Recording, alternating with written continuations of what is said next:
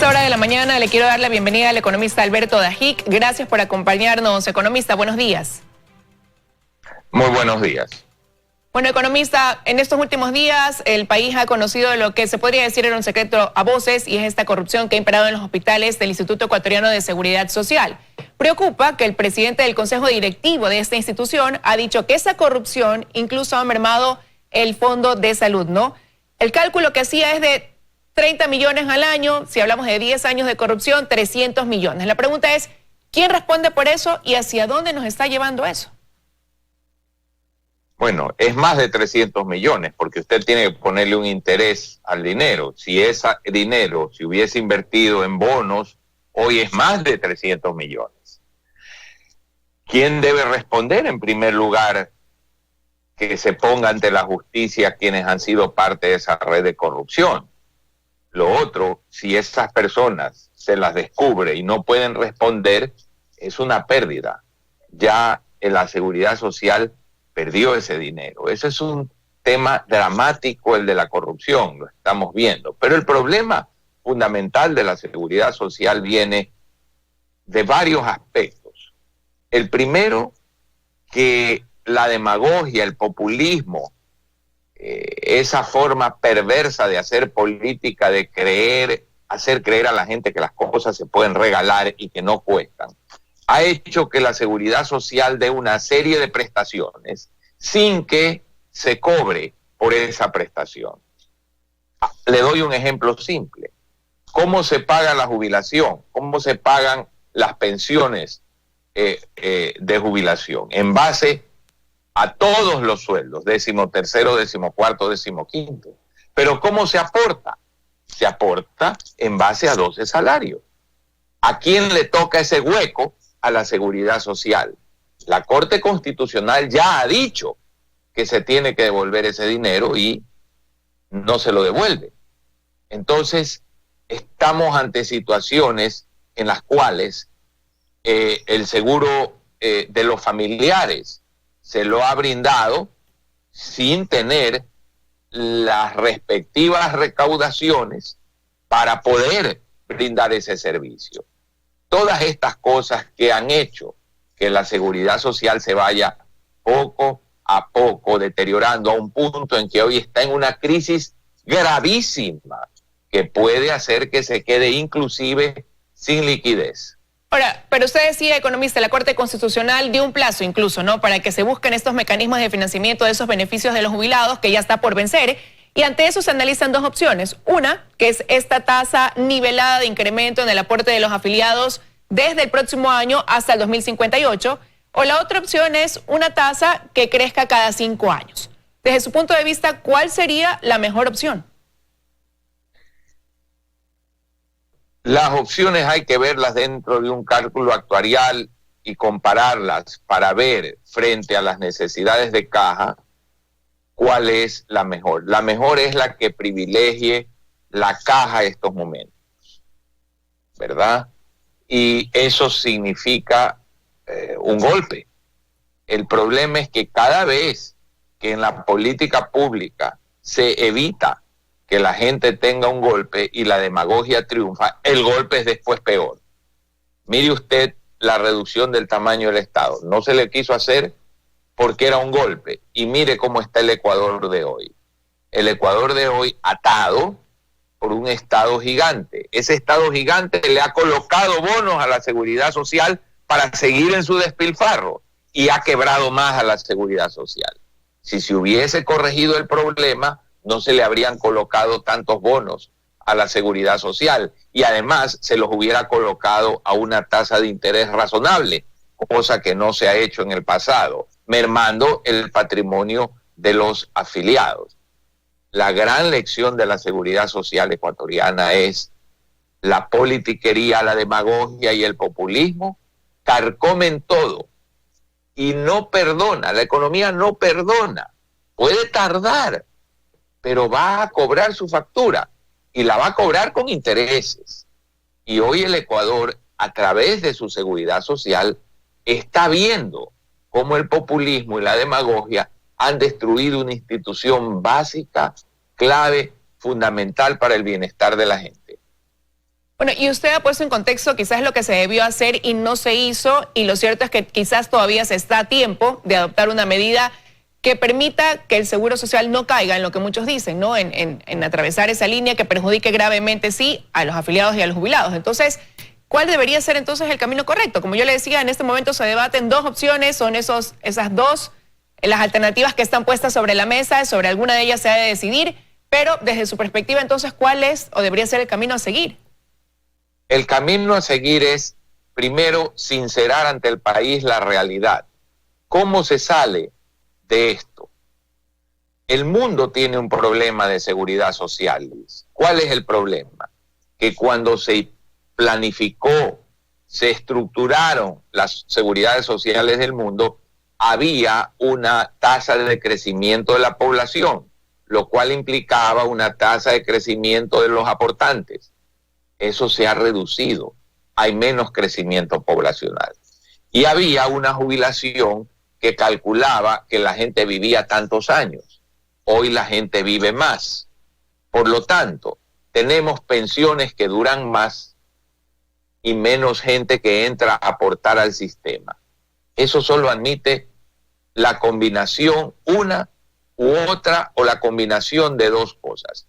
Aumentar las aportaciones, ampliar la edad de jubilación o combinar ambas. Pero no se lo quiere decir porque eso, entre comillas, no es políticamente adecuado. Es decir, las necesidades de conseguir votos o las necesidades de ganar una elección están por encima de la supervivencia de la gente. Esto no puede ser. Hay que decirle la verdad al país. Este problema lo enfrenta todo el planeta Tierra y por lo tanto no cabe otra solución que la que hemos hablado. Y de otra parte, los servicios que presta la Seguridad Social o se los cobra o los aporta el Estado. ¿Tiene recursos el Estado? Hay que hablar las cifras con claridad. El presidente de la Seguridad Social veo que está hablando con claridad cuál es la situación.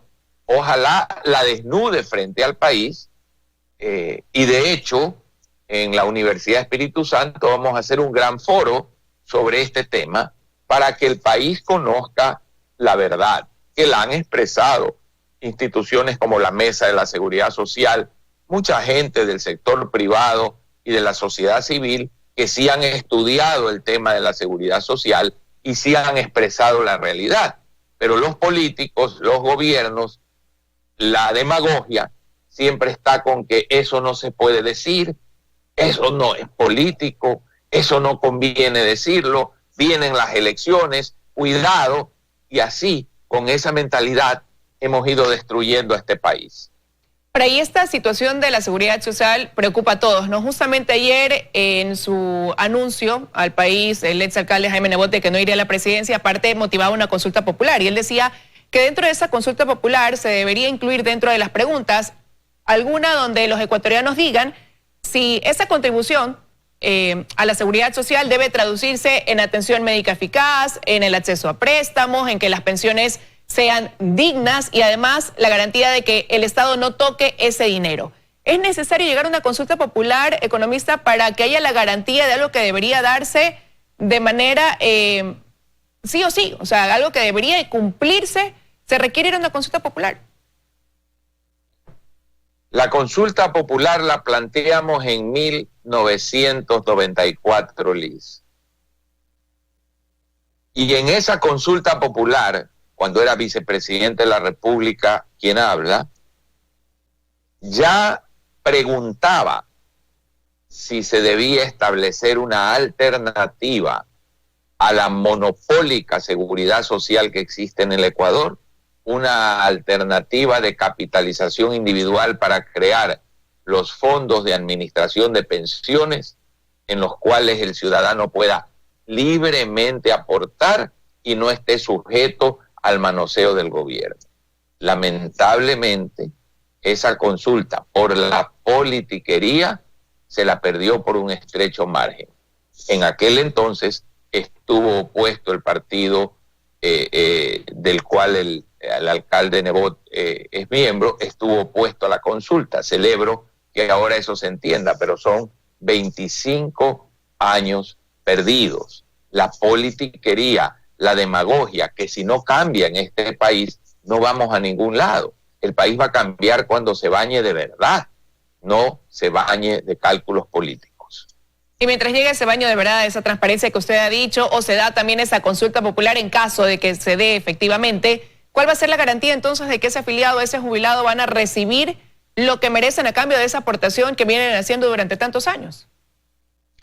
La única en este momento es que el Estado pague lo que tiene que pagar a la seguridad social. Que además el Estado reestructure deuda con la seguridad social pagando no tasas subsidiadas, no tasas bajas, porque mire lo que ha sucedido, promovido por el gobierno de la FARC, Familia Revolución Ciudadana, que devastó al Ecuador.